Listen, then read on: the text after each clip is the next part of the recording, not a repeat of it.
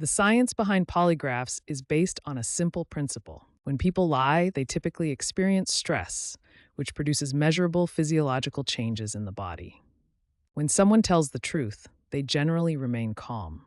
But deception typically triggers stress. When we lie, the sympathetic nervous system activates what's known as the fight or flight response. This causes several measurable physiological changes in the body. First, heart rate increases. The normal resting heart rate accelerates when someone lies. Second, blood pressure rises. The force of blood against artery walls increases under stress. Third, breathing becomes faster and more erratic as oxygen demand increases. Fourth, skin conductance changes as the sweat glands activate, producing what's called the galvanic skin response. Polygraph machines work by simultaneously measuring these physiological changes.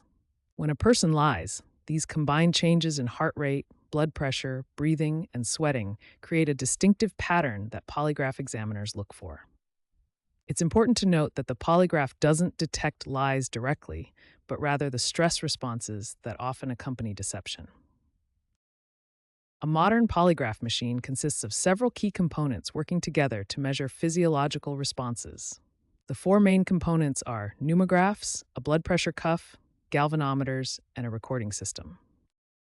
Pneumographs are rubber tubes placed around the chest and abdomen to measure breathing patterns. They detect changes in chest volume during inhalation and exhalation, as breathing often becomes irregular when a person is being deceptive. The blood pressure cuff, similar to those used in medical settings, continuously monitors cardiovascular activity.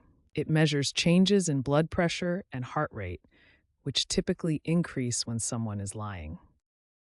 Galvanometers measure electrodermal activity or skin conductance. When we're stressed or lying, our sweat glands become more active, increasing skin conductance. These subtle changes are detected by sensors attached to the fingers. The recording system converts all physiological signals into visual graphs for analysis. Modern polygraphs use digital systems to record and analyze data from all sensors simultaneously, looking for correlated changes across multiple measures.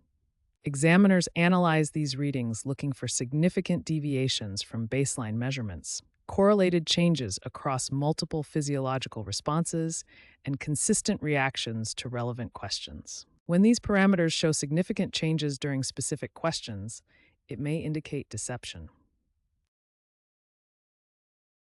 Accuracy and reliability are significant concerns for polygraph testing. Despite widespread use, polygraphs remain controversial in scientific communities. Scientific studies place polygraph accuracy between 65 and 90%, depending on the methodology and context of testing. These accuracy rates mean polygraphs have significant error rates: false positives, where honest people are identified as lying, and false negatives, where liars pass as truthful. Both types of errors raise serious concerns about using polygraphs for important decisions. Multiple factors affect polygraph reliability. These include examiner skill and training, the subject's psychological and physiological characteristics, and testing conditions such as environment and question formatting. The National Research Council published a comprehensive report in 2003 that significantly questioned polygraph reliability. The report concluded that polygraphs lack strong scientific basis, have accuracy insufficient for security screening, produce high rates of false positives, can be defeated by countermeasures, and suggested alternative methods are needed. Despite these significant concerns about accuracy and reliability, polygraphs remain in use across various contexts, though their results should be interpreted with caution and an understanding of their limitations. These reliability issues lead us to an important question: can polygraph tests be beaten? Countermeasures are techniques people attempt to use to beat polygraph tests. Several common countermeasures include controlled breathing techniques, performing mental arithmetic during questioning, physical techniques like pressing toes against the floor, and using drugs to suppress physiological responses. Controlled breathing involves taking slow, deep breaths to maintain calm during relevant questions. However, examiners are trained to monitor for irregular breathing patterns and can detect rhythmic breathing control. Mental countermeasures involve performing calculations or stimulating thoughts during control questions to create similar responses to relevant questions. Examiners can detect these through delayed responses and inconsistent reaction patterns. Physical techniques include pressing toes against the floor or biting the tongue to create baseline distortion. Modern polygraphs include sensors specifically designed to detect these muscle movements. Some attempt to use beta blockers and anti-anxiety medications to suppress physiological responses. Examiners look for abnormally flat readings and behavioral inconsistencies that suggest drug use.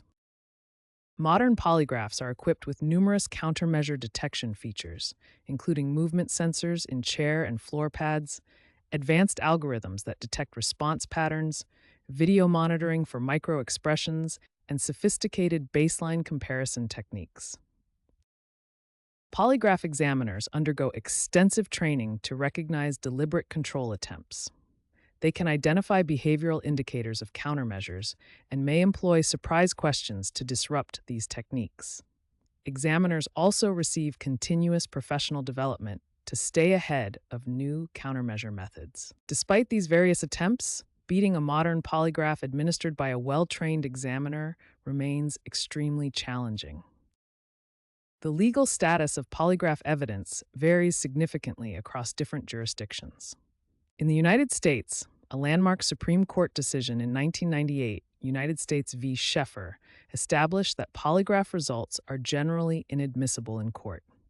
The court ruled that excluding polygraph evidence does not violate a defendant's right to present a defense.